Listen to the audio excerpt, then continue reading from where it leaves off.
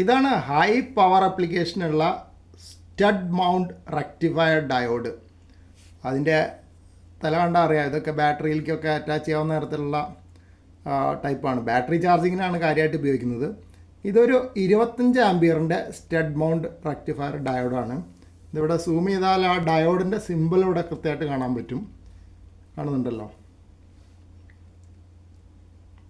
Spot light അടിച്ചാലേ ക്ലിയറായിട്ട് കിട്ടുള്ളൂ. അപ്പോൾ ഇതാണ് ഇവിടെ ഡയോഡിൻ്റെ സിമ്പിൾ കാണാം ശരിക്ക്. അപ്പോൾ ഏതാണ് പോസിറ്റീവ് ഏതാണ് നെഗറ്റീവ് എന്നുള്ളതാണ്. അപ്പോൾ ഇത് ചുവപ്പ് കളറിലാണ് ഉള്ളത്. ഇതിൻ്റെ റിവേഴ്സ് ടൈപ്പ് ഡയോഡ് അവൈലബിൾ ആണ്. അപ്പോൾ അതിന് ഇവിടെ കറുപ്പ് നിറം ഉണ്ടാവുക.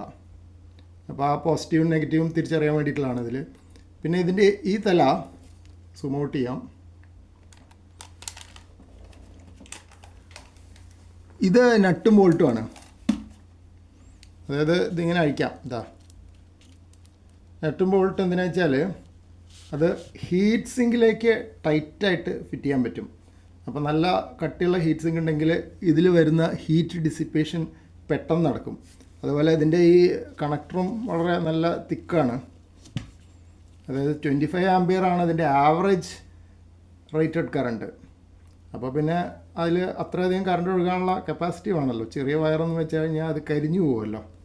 ഇത് ഞാൻ കാണിച്ചിരിക്കുന്നത് സാധാരണ ഡയോഡുമായിട്ടുള്ള റെക്ടിഫയർ ഡയോഡായിട്ടുള്ള വലുപ്പത്തിലുള്ള കമ്പാരിസന് വേണ്ടിയിട്ടാണ്. ഇതാണ് നമ്മുടെ സാധാരണ 1N സീരീസിലുള്ള 1N4007 പോലുള്ള ഡയോഡൊക്കെ ഇത്രയേ ഉണ്ടാവുള്ളൂ. അപ്പോൾ ഇതിൻ്റെ വലുപ്പം എന്തോരം വ്യത്യാസം ഉണ്ടെന്ന് മനസ്സിലായില്ലേ. അപ്പോൾ പവർ ഹാൻഡ്ലിങ് കപ്പാസിറ്റിയൊക്കെ എത്ര വ്യത്യാസം ഉണ്ടാവും. ഇതിൽ സാധാരണ 1 ആംപിയറൊക്കെ അല്ലേ നമ്മൾ കറണ്ട് എടുക്കുകയുള്ളൂ.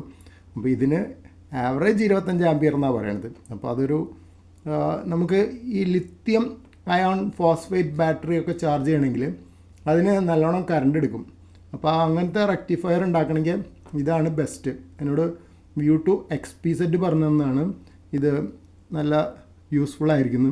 പ്രത്യേകിച്ച് ഇത് ഈ സ്ക്രൂ ടൈപ്പ് ആയതുകൊണ്ട് നട്ടും ബോൾട്ടും ഇട്ട് മുറുക്കുന്നതുകൊണ്ട് ഹീറ്റ് സിങ്കിൽ നല്ല ഇഫക്റ്റീവായിട്ട് ഹീറ്റ് ഡിസിപ്പേഷൻ വരും. ഈ സ്റ്റഡ് മൗണ്ടഡ് റെക്ടിഫയർ ഡയോഡിൻ്റെ നമ്പർ ES25N ആണ്. അതിൻ്റെ ആവറേജ് ഫോർവേഡ് കറണ്ടാണ് 25 എന്നുള്ള സൂചിപ്പിക്കുന്നത്. പീക്ക് റിവേഴ്സ് വോൾട്ടേജ് VRRM 400 മുതൽ 1600 വോൾട്ട് വരെയൊക്കെ ഉണ്ടാവാം ആ സീരീസിൽ പലതിനും. പിന്നെ മാക്സിമം ഫോർവേഡ് വോൾട്ടേജ് ഡ്രോപ്പ് ഏകദേശം 1.35 1.35 വോൾട്ടാണ് പീക്ക് കറണ്ടുള്ളപ്പോൾ. പിന്നെ സർജ് കറണ്ട് 400 ആംപിയർ വരെ എടുക്കാൻ പറ്റുമെന്ന് പറയുന്നുണ്ട്. പിന്നെ ഈ